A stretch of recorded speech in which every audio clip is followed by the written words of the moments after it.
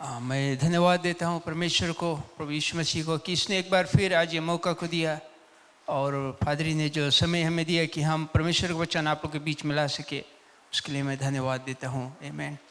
और बहुत खुशी होता है जब यहाँ से हम लोग देखते हैं कि आप वहाँ से बैठकर और मुस्कुरा रहे हो मुझे देखकर। आमीन। तो हम ये विश्वास करते कि हम सब खुशी हैं, परमेश्वर में आनंद मना रहे हैं। आमीन। क्योंकि परमेश्वर ने हमें खुशी दिया है और सबसे ज़्यादा खुशी इस बात की है कि परमेश्वर हमसे प्रेम करता है। आमीन। The love of God. आमीन। परमेश्वर हमसे बहुत प्रेम करता है। हम लोग उससे फिसल जाते हैं, दूर हो जाते हैं, गिर जाते हैं, लेकिन वो वहाँ पर रहता है हमारे लिए। वो इंतज़ार करता है आमीन कि कब हम उसको पुकारे, कब हम उसकी ओर अपने नज़र को ले जाए और वो फिर हमें उठा ले अपने हाथों से ना। जैसे हम लोग पतरस के विषय में देखते हैं नया नियम में ना, पतरस जब पानी पर चल कर जा रहा था, उसका विश्वास था, वो चल कर जा रहा था ना, और जब वो डूबने लगा, गिरने लगा, वो फिर से पुकारा प्रभु यीशु मसीह को, फिर से पुकारा उस प्रभु को। प्रभु ने क्या किया? उसे छोड़ दिया? नहीं छोड़ा ना। प्रभु ने उसको फिर से उठाकर और पानी पे खड़ा कर दिया। आमीन।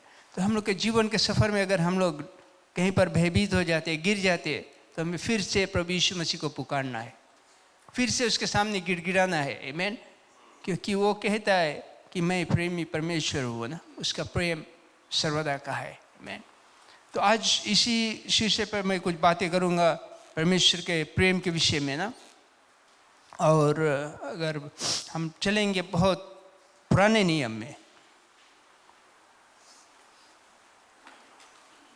और एक आध दो जगह से हम लोग कुछ चीज़ को देखेंगे और देखेंगे कि परमेश्वर अपने लोगों से कैसे प्रेम किया था, कैसे उन लोगों को अगुवाई किया। God's love for his people, और कैसे परमेश्वर ने अपने लोगों को बचाया। वही परमेश्वर जो कल था, आज है और कल को वो रहेगा। वो कहता है कि मैं कभी बदलने वाला परमेश्वर नहीं हूँ, मैं वही हूँ सर्वदा। लेकिन उसका कार्य जो है, जिस तरह से वो अपने लोगों को छूता है, जिस तरह से अपने लोगों को वो बुलाता है, उसमें बदलावट होता है ना। वो अलग अलग तरह से, अलग अलग कार्य से, अलग अलग तरीका से लोगों को छूता है, लेकिन परमेश्वर वही है। उसके काम करने के तरीका बदलता है, लेकिन वो कभी नहीं बदलता ना। वो कहता है कि मैं शुरुआत हूँ, मैं आदि हूँ, मैं अंत हूँ। मैं प्रोवर्ब्स 18:17 में कहता है, he says, I love them that they love, I love them that they love me, and those that seek me earnestly shall find me। ना, जो मुझसे प्रेम रखते हैं उनसे मैं भी प्रेम रखता हूँ, और जो मुझको त्याग यत्न से तड़के उठकर खोजते हैं वे मुझे पाते हैं। आमीन। जो तड़के उठकर मुझे खोजते हैं वो मुझे पाते हैं। आमीन। तो अगर हम लोग परमेश्वर की खोजी बनेंगे तो ज़रूर हम लोग उसको पाएंगे। अगर आज परमेश्वर हम लोग के पास नहीं है, शायद हम लोग को उस तरह से परमेश्वर से हमारी मुलाकात नहीं हुआ, तो हम लोग हार ही नहीं माने। हम लोग उसकी खोजी बनते रहे, खोजते रहे उसको जब तक वो मिले नहीं ना। जैसे उन दिनों में लोगों बंधुआई में गए थे ना, और फिर वहाँ पर कई सालों तक रहे, और परमेश्वर हर एक से प्रेम करता है, चाहे तुम एक अकेला हो, चाहे ग्रुप में हो, किसी भी तरह से। लेकिन परमेश्वर के अगर तुम खोजोगे तो तुम पाओगे, है ना। ये नहीं कि हम लोग सब इकट्ठा होंगे तब हम परमेश्वर को पुकारेंगे तब परमेश्वर में सुनेगा, नहीं। अगर तुम कहीं अकेले में भी हो, है ना, परमेश्वर को अगर तुम पुकारेगा तो परमेश्वर तुम्हारी आवाज़ को सुनेगा और तुम परमेश्वर को पाओगे। और जब तुम उसको पाओगे तब तो उसके प्यार को तुम जानोगे कि परमेश्वर कितना प्रेमी है। आमीन। आज भी मैं उस प्रेम को खोजता हूँ।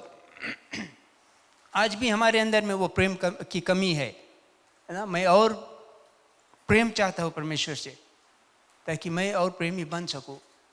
आज जिस तरह से मैं अपने जीवन को जीता हूँ, इससे और अच्छा मैं जीना चाहता हूँ, है ना। मैं किसी और से नहीं कॉम्पीट करता हूँ, लेकिन अपने आप से कॉम्पीट करता हूँ, है ना। जो मैं कल था वो आज नहीं हूँ, और जो आज हूँ वो मैं कल नहीं होना चाहता हूँ ना, मैं और अच्छा बनना चाहता हूँ ताकि मैं परमेश्वर के राज में जा सकूँ। और जब कभी लोग इकट्ठा होकर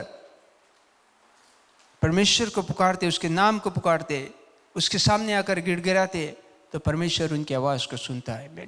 जिसे हम लोग यहाँ पर मंगलवार की शाम को एक साथ में होकर आकर प्रार्थना करते है ना, और बहुत से ऐसे आश्चर्य काम होता है, बहुत लोगों के लिए प्रार्थना किए जाते हैं। शायद वे लोग आज इस कलीसिया में नहीं, कहीं और है, लेकिन वे लोग परमेश्वर को अपनाए, प्रभु यीशु मसीह को अपनाया, अपना जीवन उनको दिया है, और वे कहीं और कलीसिया को जाते हैं। कई लोग यहाँ से प्रभु यीशु मसीह को ग्रहण कर कर और देश में चले गए और वहाँ जाकर परमेश्वर के बारे में बताते, लेकिन जो तुम्हारा प्रार्थना है वो कभी व्यर्थ नहीं जाता है। आमीन।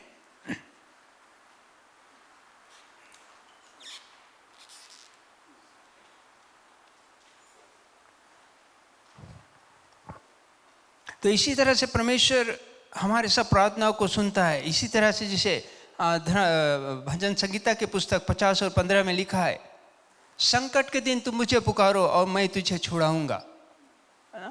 Call to me in the days of trouble and I will deliver you. खुशी के दिन हम लोग परमेश्वर को धन्यवाद देते हैं ना, हम लोग खुशी रहते क्योंकि हम किसी तरह से बंधुआई में नहीं, हम आज़ाद है, तो हम परमेश्वर को धन्यवाद देते हैं। लेकिन जब संकट आता है हमारे जीवन में, मुसीबत आता है, तो हम परमेश्वर को पुकारते हैं, क्योंकि वो परमेश्वर प्रेमी परमेश्वर है ना, वो हमसे प्रेम करता है। वो नहीं चाहता है कि हम मुसीबत और समस्या में अपने जीवन व्यतीत करें, वो चाहता है कि हम खुशी से, आनंद से और उसकी दया, उसके अनुग्रह में हम बढ़े। ऐसे परमेश्वर की हम सेवा करते हैं। तो चलो हम देखते कुछ उन दिनों में जब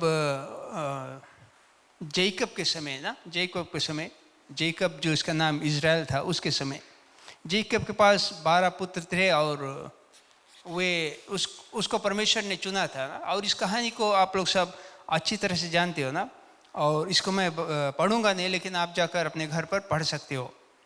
बुक ऑफ जेनेसिस में मिलता है और ये जाकर आप पढ़ सकते हो। और कैसे जैकब आया और फिर वो इजिप्ट में गया, और जोसेफ को भी ना ऊंचा दर्जा मिला इजिप्ट में, और फिर वो वहाँ पर जो सबसे ऊंचे सेकंड इन कमांड था राजा के नीचे, राजा फेरोन के नीचे। और कई सालों तक ये लोग वहाँ पर रहे उस देश में ना। अकाल आया और फिर उसके कारण से जैकब जो था अपने जो संतान है उनको लेकर इजिप्ट को चला गया, और फिर वहाँ पर वे लोग निवास करने लगे। और वचन के अनुसार हम जानते हैं कि वे परमेश्वर को सेवा करते रहे, परमेश्वर के विषय में जानते रहे, और वहाँ पर वे परमेश्वर की दया से बढ़ते गए। और एक समय आया जब जैकब, जोसेफ, फेरोन ये सब मर गए, है ना। वो जो पुराने लोग थे ये सब मर गए। ये आपको मिलेगा जेनेसिस चैप्टर 37 से लेके 50 तक अगर तुम पढ़ेगा, ये पूरा स्टोरी वहाँ पे आपको मिलेगा, है ना, सब यहाँ हुआ। तो इसके विषय में मैं गहराई में नहीं जाऊँगा, लेकिन आप जाकर वहाँ पे पढ़ सकता है।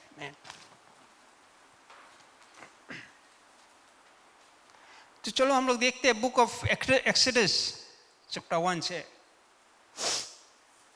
ये नया पीढ़ी के बारे में, न्यू जनरेशन ना, नया पीढ़ी वहाँ पे फिर आता है।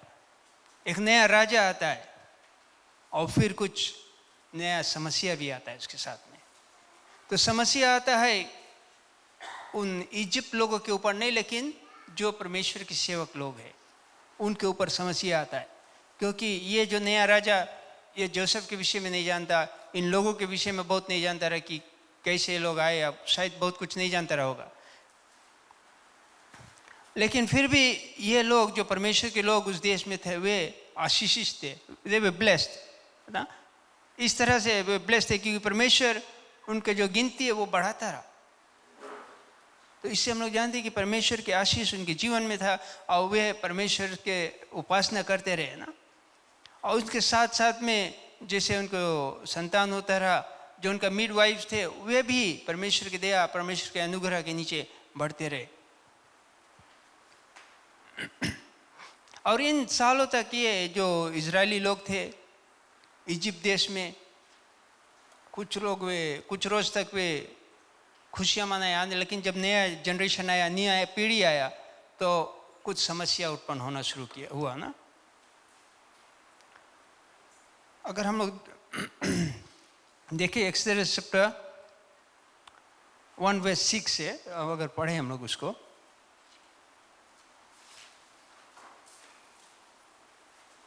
अगर आपके पास बाइबल है तो हमारे साथ आप खोल सकते हैं एक्सोडस चैप्टर 1:6।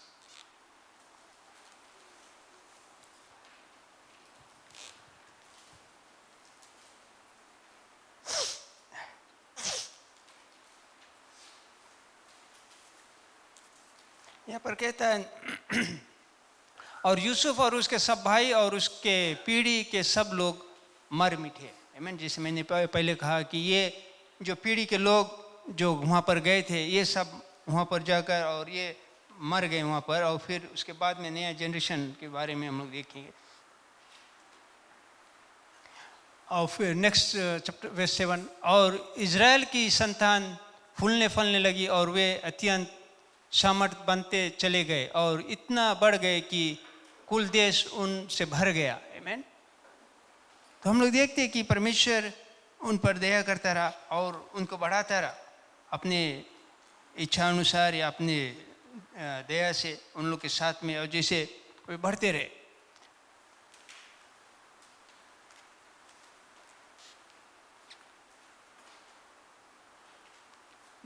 में भी एक नया राजा गद्दी पर बैठ गया जो यूसुफ को नहीं जानता। 8 एक नया राजा जो आया और उसने अपनी प्रजा से कहा, देख इजरायली हमसे गिनती और सामर्थ में अधिक बढ़ गए हैं, है ना।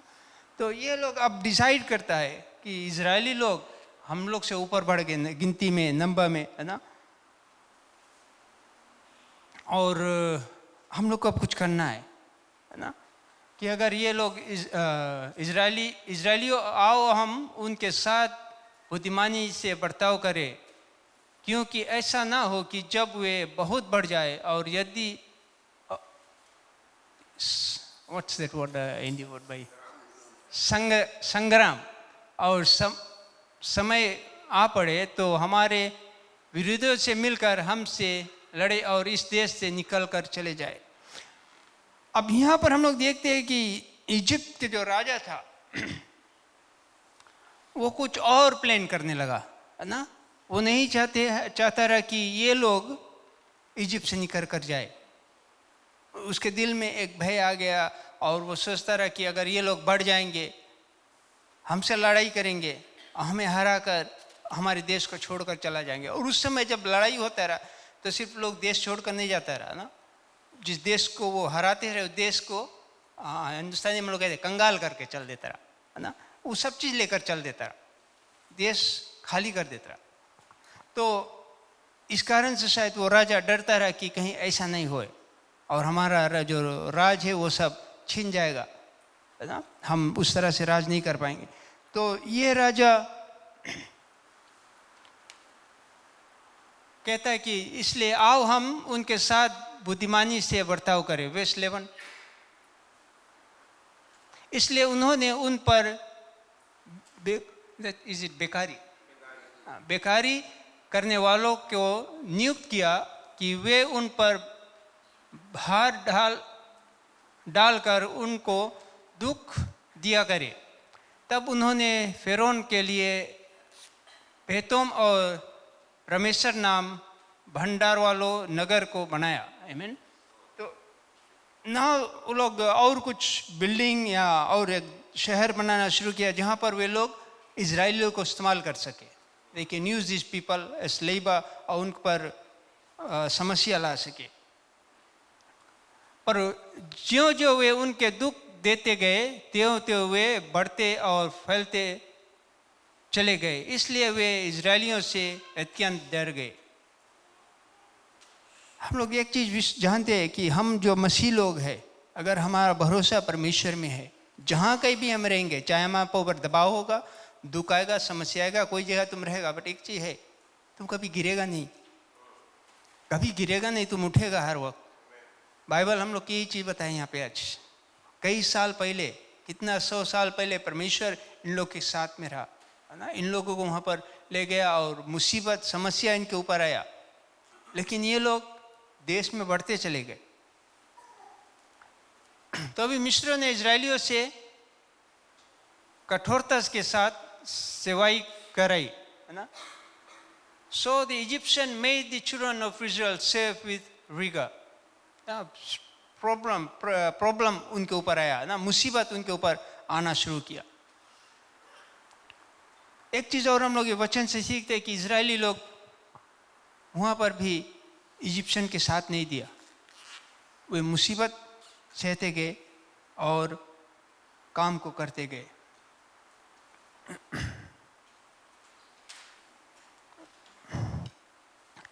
और आगे इसको हम देखें,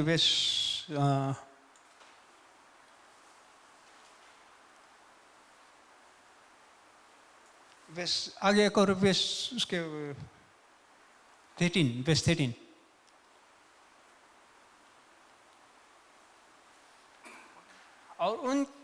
और उनके जीवन के गौर। Can you read that for me brother? और उनके जीवन को गारे, ईंट और खेती के भांति भांति के काम की कठिन सेवा से दुखी करता। जिस किसी काम में वे उनसे सेवा करवाते थे, उसमें वे कठोरता का व्यवहार करते थे। अब हम लोग यहाँ पर देखते हैं कि प्रॉब्लम उन लोगों के ऊपर ना, जिस किसी काम से में वे उनसे सेवा करवाते थे, वे उसमें कठोरता का व्यवहार करते रहे। आमीन। जोन कोई भी काम उनसे वो करवाता रहा, उनके ऊपर मुसीबत आ रहा, इतना ज़्यादा मुसीबत, इतना ज़्यादा प्रॉब्लम। आज हम लोग नौकरी करता है कोई, जब अगर प्रॉब्लम है हम लोग रिजाइन कर देता, हम छोड़ के चल देता है दूसरा कंपनी में। हुआ प्रॉब्लम है, हम छोड़ के चल देता है दूसरा कंपनी में। बट ये लोग कहाँ पे चाहिए, कहाँ पे ये लोग जा सकते रहे? कोई जगह था इनके पास जाने के लिए। इनके पास जाने के लिए सिर्फ एक ही जगह था। और इतने लंबे समय के बाद वे अपने आप में आए और फिर वे परमेश्वर को पुकारे। आमीन।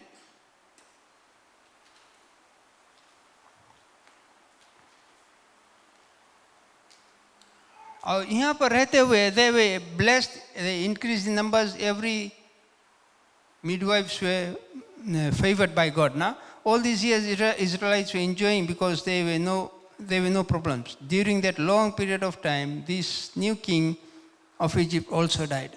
तो इतने लंबे समय के बाद में एक्सोडस चैप्टर 2 वर्स 23 to 25 में हम लोग को मिलता है कि ये जो नया राजा था, I am going wrong then,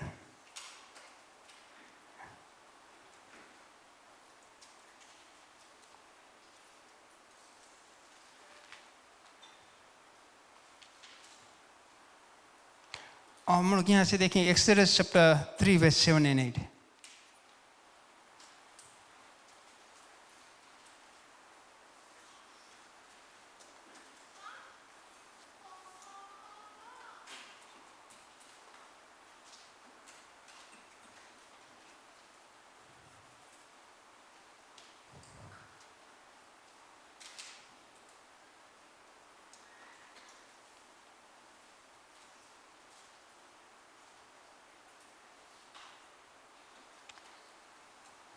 I'm sorry.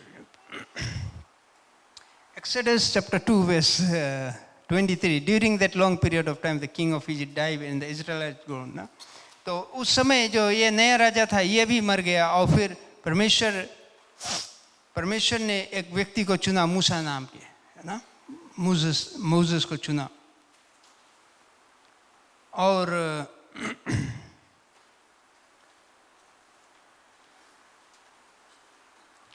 और ये वर्स 23 में कहता है, वर्स 23, बहुत दिनों के बीतने पर का राजा,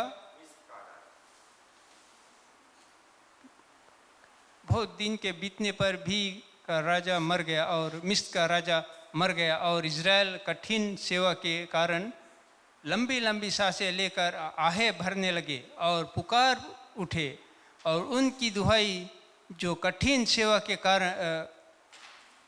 कारण हुई वह परमेश्वर तक पहुंची। When problem was there, जब मुसीबत उनके ऊपर आया, समस्या उनके ऊपर आया, है ना, इतना ज़्यादा समस्या, इतना ज़्यादा प्रॉब्लम, और उनका जो आवाज़ है, उनका जो दर्द का आवाज़ है, वो परमेश्वर तक पहुंचा। परमेश्वर ने उनके आवाज़ को सुना, परमेश्वर ने उनको देखा, है ना। तो परमेश्वर क्या करता है, एक रास्ता निकालता है।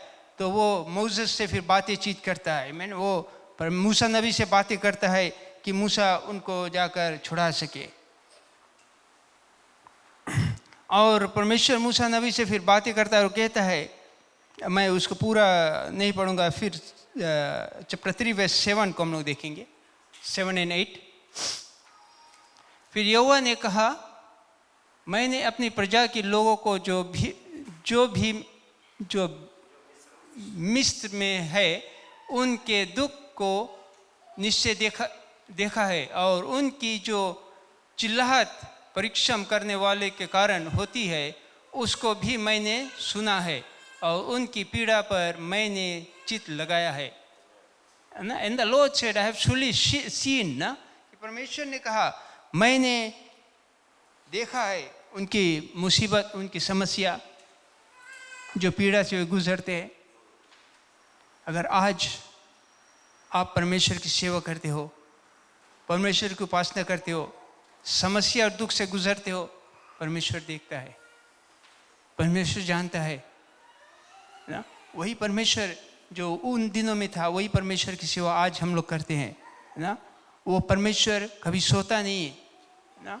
परमेश्वर हमेशा जागता है और हम लोग के प्रार्थनाओं को सुनता है दिन रात ना। बाइबल में हम लोग जब पढ़ते हैं, हम लोग जानते हैं यीशु मसीह उसकी दाहिनी ओर बैठकर दिन रात हमारे और तुम्हारे लिए प्रार्थना करता है।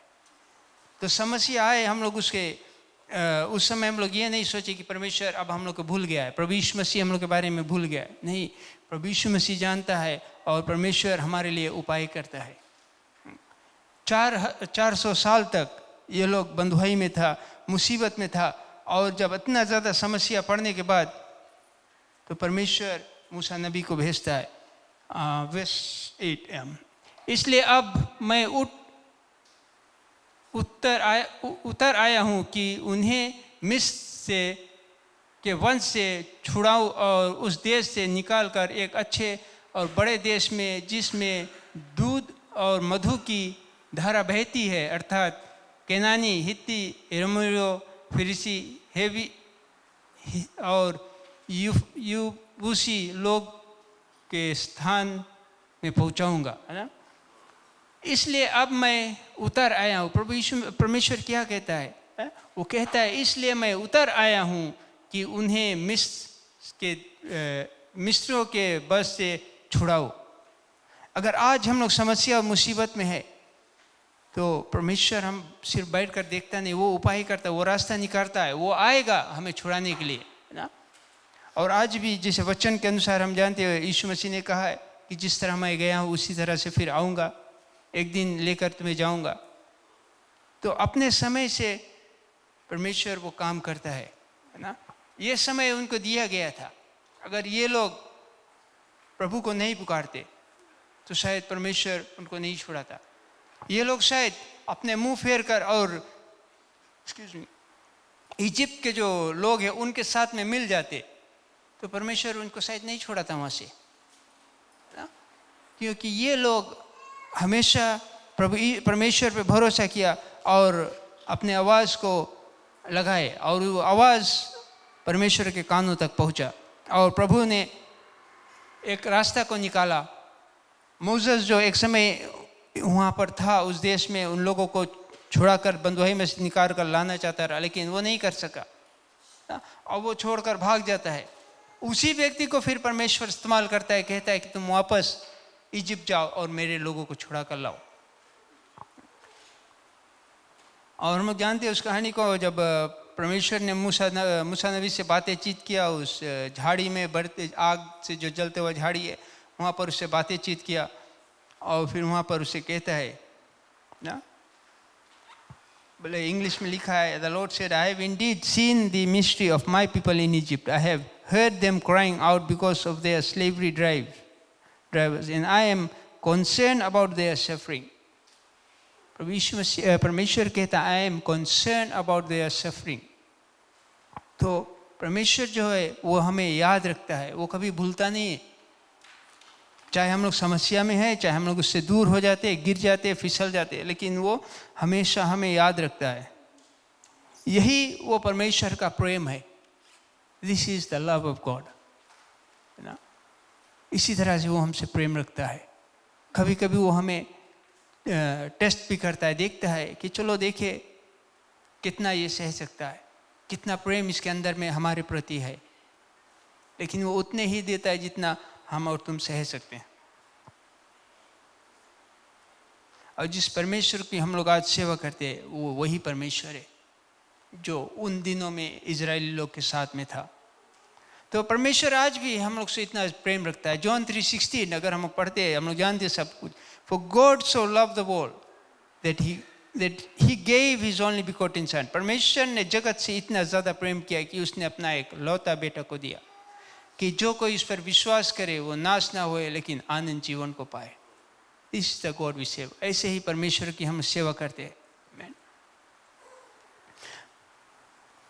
अगर सचमुच आप उसके प्रेम को जानना चाहते हो, सचमुच परमेश्वर को जानना चाहते हो, तो उसको आज ग्रहण करो। शायद आपने आज तक परमेश्वर को कभी ग्रहण नहीं किया, यीशु मसीह को ग्रहण नहीं किया।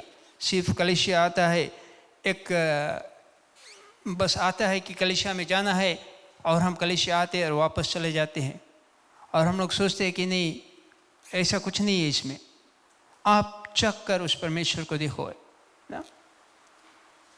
If you really want to see His love, accept Christ today. प्रभु यीशु मसीह को आज अपना लो अपने जीवन में। शायद आज तक आपने उसको नहीं अपनाया, आज तक आप शायद उससे दूर भागते रहे। आज वो दिन है आपके लिए उसके प्रेम की गहराई को जानने के लिए। शायद आप बहुत दिन से कलीसिया आते हैं और उसके प्रेम को कभी महसूस नहीं किया। तो हम यही कहना चाहते हैं आपसे कि आज वो समय है, अपने आप को परमेश्वर के सामने लेके आओ, यीशु मसीह के हाथ में दो ना, उसके नाम को पुकारो ना, उसके पास आओ, गिड़गिड़ाओ, उसको मौका दो अपने जीवन में, ताकि वो आकर उस प्रेम को बढ़ा सके, है ना। उसको निमंत्रण दो अपने जीवन में, ताकि कहो कि हे प्रभु, मैं चाहता हूँ वो प्रेम को, मैं चाहता हूँ जो तूने इजरायली लोग से किया। मैं वो प्रेम को चाहता हूँ जिस प्रेम के विषय में तू धर्मशास्त्र में बताता है। आज तक मैं उस प्रेम के विषय में शायद उस तरह से नहीं जाना, मैं और उसके विषय में जानना चाहता हूँ, उसकी गहराई में जानना चाहता हूँ। और परमेश्वर अगोरता है कि कब तुम उसको पुकारो, कब अपने दिल के द्वार उसके लिए तुम खोलो। जैसे तुम द्वार को खोलोगे, प्रभु यीशु मसीह आएगा, परमेश्वर आएगा और वो अपना प्रेम तुमको दिखाएगा। क्यों नहीं हम सब इस समय खड़े हो जाए और अपने जीवन को हम लोग देखें, क्योंकि वो एक दयालु परमेश्वर है, वो प्रेम करने वाला परमेश्वर है ना। वो हम लोग से बहुत ज़्यादा प्रेम करता है। हम लोग नहीं मांगा उससे कि प्रभु अपने लौता बेटा को भेजो, लेकिन उसने उपाय को किया, क्योंकि उसके लोगों को जो मुसीबत है, जो रोना है, प्रभु तक पहुंचा और प्रभु ने फिर एक रास्ता को निकाला। जैसे उसने मूसा नबी को भेजा था उन इजरायली लोग को बचाने के लिए, वो प्रभु यीशु मसीह को भेजा है हमें और आपको बचाने के लिए। वो चाहता है कि हम और आप उसके और करीब आए, उसके प्रेम को पहचाने और सच्चाई को जाने। सच्चाई और ईमानदारी से हम उसके पास आए और वो हम लोग को उठाएगा, आमीन, हम लोग को जीवन देगा। Hallelujah, thank you Lord Jesus, Father we thank you Lord. हम सब प्रार्थना करें। हालेलुया। अगर कोई चाहता है प्रभु यीशु मसीह को एक बार फिर से अपनाने के लिए, तो ये समय हम आपको देते हैं, आप आगे आए और परमेश्वर को स्वीकार करें। हालेलुया। या फिर से आप स्वीकार करना चाहते हो, आप आते हो इतने दिन से चर्च, लेकिन आप चाहते कि आपके लिए प्रार्थना किया जाए, आप आ सकते हो आगे। हालेलुया। हम सब चर्च मिलकर आपके लिए प्रार्थना करेंगे। Thank you Lord Jesus, Father we praise you, we thank you Lord. Hallelujah, hallelujah, hallelujah, hallelujah. Oh, we thank you, Master. धन्यवाद मेरे परमेश्वर पिता, धन्यवाद है यीशु मसीह के लिए, धन्यवाद है प्रभु कि तू आज भी जीवित परमेश्वर है। तू कभी बदलने वाला नहीं प्रभु। तू कहता है कि मैं द्वार पर खड़ा होकर द्वार खटखटाता हूँ, और जो कोई द्वार को खोलेगा मैं उसके पास आऊँगा, मैं अंदर आऊँगा और उसके साथ में मेल मिलाप करूँगा, वो फेलोशिप करूँगा। प्रभु आज हम कलीसिया के लोग चाहते हैं कि तू आए हमारे साथ, वो फेलोशिप करे, वो मेल मिलाप करे और पवित्र आत्मा की तरह अगुवाई करे, हमें तैयार करे कि जब तू वापस फिर से आएगा तो हम तुझसे मिल सकेंगे। जब तू बादलों पर आएगा तो हम तुझसे मिल सकेंगे। हे दयालु परमेश्वर, हे कृपालु प्रभु, आज तू अपने लोगों पर दया कर, हम सब पर दया कर, रहम कर प्रभु, और पवित्र आत्मा की तरह अगुवाई कर, ताकि वो सच्चा प्रेम जो तू करता है प्रभु, उस प्रेम को हम जाने और पहचाने। प्रभु आज हम प्रार्थना करते यही मांगते हैं यीशु मसीह के नाम के द्वारा, आमीन एंड आमीन।